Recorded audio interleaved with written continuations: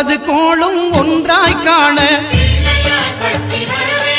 அங்கு கற்பகம் என்னும் கடவுளின் மெய்யில் 9 கோளும் ஒன்றாய் காண அங்கு கற்பகம் என்னும் கடவுளின் மெய்யில் சூரியன் முதலாய் 9 கிரகமும் பலவித குணங்களை கொண்டிருக்கும் எங்கள் கற்பக தருவில் அவை வரும்போது ஒன்றாய் சேர்ந்து பலனளிக்கும்